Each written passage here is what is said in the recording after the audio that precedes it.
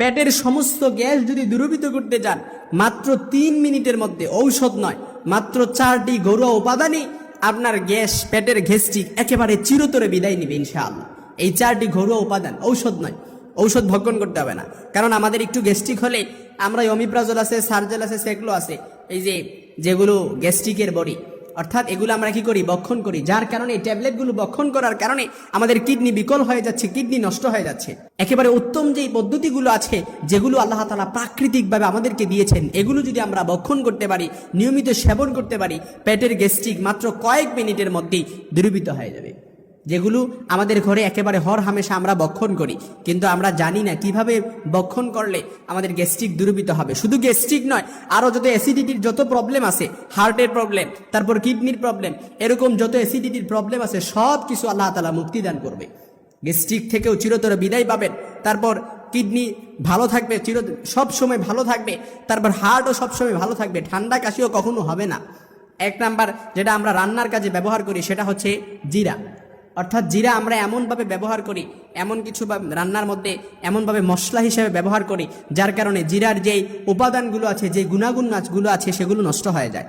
জিরা এভাবে ব্যবহার করলে, রান্নার কাজে এভাবে খেলে, মশলা হিসেবে খেলে কোনো কাজে আসে না।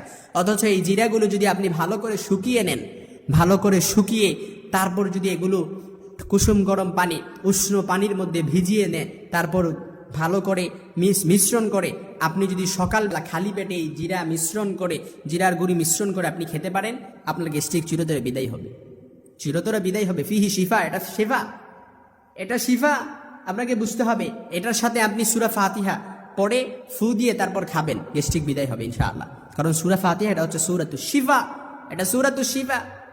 রাসূল সাল্লাল্লাহু আলাইহি সাল্লাম, বুখারীর বর্ণনা এসেছে, আল্লাহর হাবিব সাল্লাল্লাহু আলাইহি সাল্লাম সূরা ফাতিহার আমল করতেন এবং সূরা ফাতিহা দ্বারা সাহাবীরাও আমল করতেন। সূরা ফাতিহা দ্বারা রাসূল সাল্লাল্লাহু আলাইহি সাল্লাম ঝাড়ফুঁক করতেন, আবার সাহাবীরাও ঝাড়ফুঁক করতেন। কেউ রোগের জন্য আসছে, সূরা ফাতিহা পড়ে রাসূল ফু দিয়ে দিছে, সুবহানাল্লাহ। কেউ রোগের জন্য, রোগ ভালো হয় না, রোগের জন্য আসছে, আল্লাহ রাসূল সাল্লাল্লাহু আলাইহি সাল্লাম সূরা ফাতিহা পড়ে ফু দিছে, সাহাবীরাও সূরা ফাতিহা পড়ে ঝাড়ফুঁক করতেন। এটা হচ্ছে সূরাতুশ শিফা। এই জন্য ভালো করে এই জিরাটা ভালো করে মিশ্রণ করে তারপর কি করবেন, গুঁড়ি করে এই পানির মধ্যে মিশ্রণ করে তারপর খাবেন, আপনার গ্যাস্ট্রিক ভালো হয়ে যাবে। কিংবা আপনি যদি জিরা গুঁড়ি নাও করেন, তাহলে রাত্রিবেলা এশার নামাজ পড়ে বিসমিল্লাহ বলে সূরা ফাতিহা পড়ে একবার পড়ে, তারপরে এই জিরাগুলো, কিছু জিরা, অল্প পরিমাণ কিছু জিরা 1 গ্লাস পানিতে তারপর ভালো করে আপনি কি করবেন, ভিজিয়ে নেবেন। তারপর সকালবেলা প্রায় 6-7 ঘন্টা এভাবে ভিজানো থাকবে। সকালবেলা উঠেই আপনি যেই জিরাটা ভিজিয়েছেন, যে পানিটা, এই জিরাগুলো আপনি ছেঁকে, ভালো করে ছেঁকে জিরাগুলো হয়তো আপনি চিবিয়েও খেতে পারেন কিংবা ফেলে দিতে পারেন। ফেলে তারপরে যে জিরার ভেজানো যে পানিটা আছে, এই পানিটা আপনি সূরা ফাতিহা পড়ে ফু দিয়ে তারপর বিসমিল্লাহ সহ আপনি খাবেন, আপনার গ্যাস্ট্রিক চিরতরে বিদায় নেবে ইনশাআল্লাহ, চিরতরে বিদায় নেবে ইনশাআল্লাহ। ফিহি শিফা, এটা শিফা। 2 নাম্বার হচ্ছে, আপনি যদি গ্যাস্ট্রিক কিংবা অ্যাসিডিটির মতো বড় প্রবলেমে ভোগেন, তাহলে আপনি কি করবেন, লবঙ্গ আছে, এই লবঙ্গ প্রত্যেক দিন নিয়মিত রাত্রিবেলা 2টা করে লবঙ্গ খেয়ে ঘুমিয়ে পড়বেন, আপনার গ্যাস্ট্রিক বিদায় নেবে। তবে লবঙ্গের মধ্যে যে ফুলটা আছে, মাথার মধ্যে যে ফুলটা আছে, এই ফুলটা অবশ্যই আপনাকে খেতে হবে। এই ফুলটা ছাড়া খেলে কোনো কাজ হবে না। এই ফুলটা যদি খান, তাহলে লবঙ্গের যে গুণাগুণগুলো আছে, যে উপাদানগুলো আছে, সেগুলো আপনি অবশ্যই, আপনি এই গুণাগুণগুলো আপনি লাভ করতে পারবেন। এই জন্য লবঙ্গ অবশ্যই খাবেন। 3 নাম্বার, জোয়ান আছে, যেটা বাজারে কিনতে পাওয়া যায়, জোয়ান নামে আপনি বাজারে যে কোনো মুদির দোকানে বললেই হবে। এই জোয়ান ভালো করে মিশ্রণ করে তারপরে জোয়ানও খাবেন, আপনার গ্যাস্ট্রিক দূর হয়ে যাবে।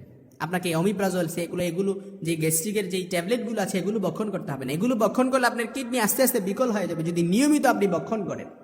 সর্বশেষ আদা আছে, আদা আর জোয়ান একসাথে করে মিশ্রণ করে খেতে হবে। অর্থাৎ আদাটা ভালো করে, পানি ছাড়া আদাটাকে ভালো করে মিশ্রণ করে, আদার যে রসটা আছে, এই রস, জোয়ান আর আদার রসটা একসাথে মিশ্রণ করে তারপর আপনি খাবেন।